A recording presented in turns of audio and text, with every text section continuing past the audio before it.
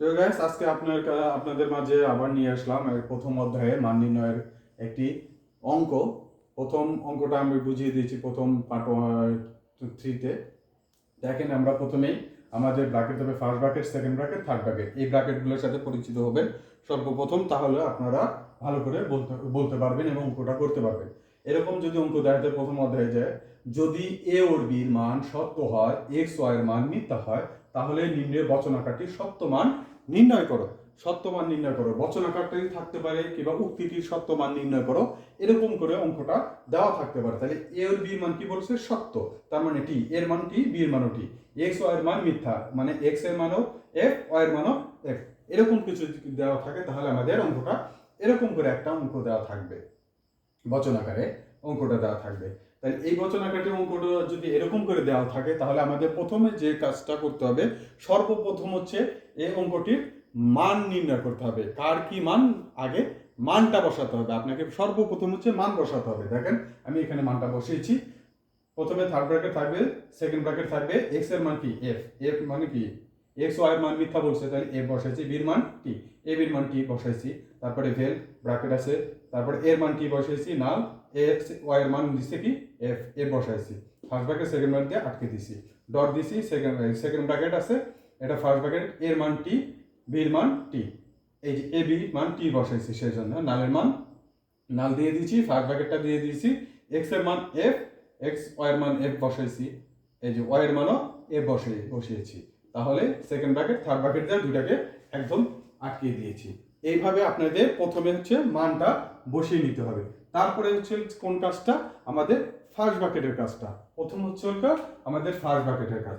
আর আমরা জানি কি, যে ব্র্যাকেট কাজ করব যখন, ওই ব্র্যাকেটটা কি হয়ে যাবে, উঠে যাবে।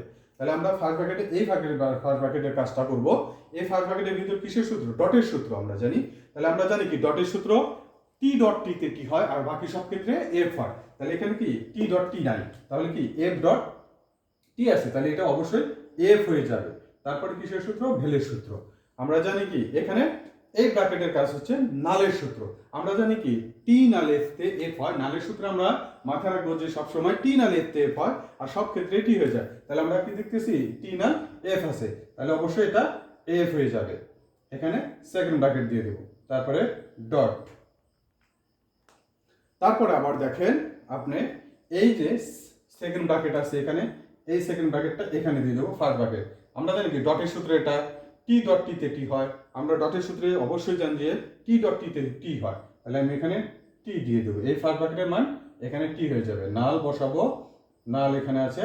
তারপরে এই যে ফার্স্ট ব্র্যাকেটটা আছে, এটা মাঝখানে কিসের সূত্র? ভেলের সূত্র। আমরা ভেলের সূত্রে কি জানি?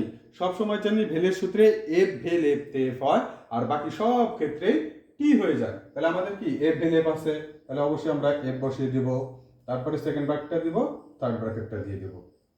তারপরে এখন ফার্স্ট ব্র্যাকেটের কাজ করেছি, এখন আমাদের সেকেন্ড ব্র্যাকেটের কাজ। তাহলে সেকেন্ড ব্র্যাকেটের কাজ করলে থার্ড ব্র্যাকেটটা থাকবে। আর আমরা কি বলেছি, সেকেন্ড ব্র্যাকেট যখন যে ব্র্যাকেটের কাজ করব ওই ব্র্যাকেটটা কি হয়ে যাবে, উঠে যাবে। তাহলে আমাদের এই সেকেন্ড ব্র্যাকেটে কিসে আছে? ভেলের সূত্র।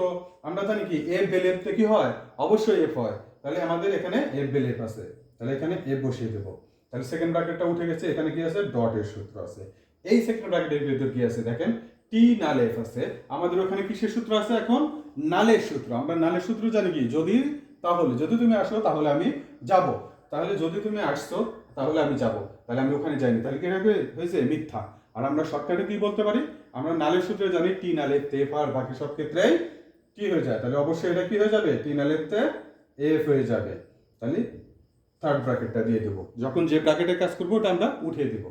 এখন এখানে কি হয় দেখেন, ডটের সূত্র, হ্যাঁ এটা হচ্ছে ডট। তাহলে আমরা জানি কি এফ ডট এফ তে এফ হয়।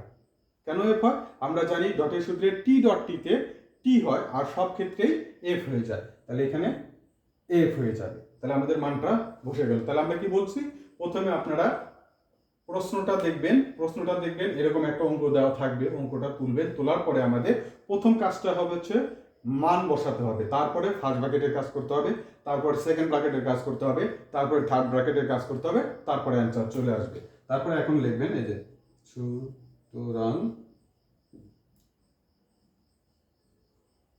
উক্তিটির মান মিথ্যা।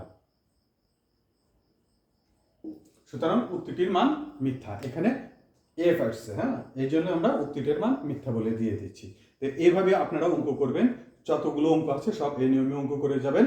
ইনশাল্লাহ প্রথম অধ্যায়ের অঙ্কগুলো এরকম করে আসবে। পরবর্তীতে আমরা ব্র্যাকেটে যে নেগেশনগুলো আছে ওই অঙ্কগুলো দিয়ে একটা অঙ্ক করব পরবর্তী চ্যাপ্টারে। আপনারা অঙ্কটা এরকম শেয়ার করে দিবেন, যারা থার্ড ইয়ারে আছে তারা ভালো করে পড়বেন, যাদের 24 তারিখে পরীক্ষা আছে ঈদের পর তারা অবশ্যই ভালোভাবে মনোযোগ দিয়ে পড়বেন। আসসালামু আলাইকুম।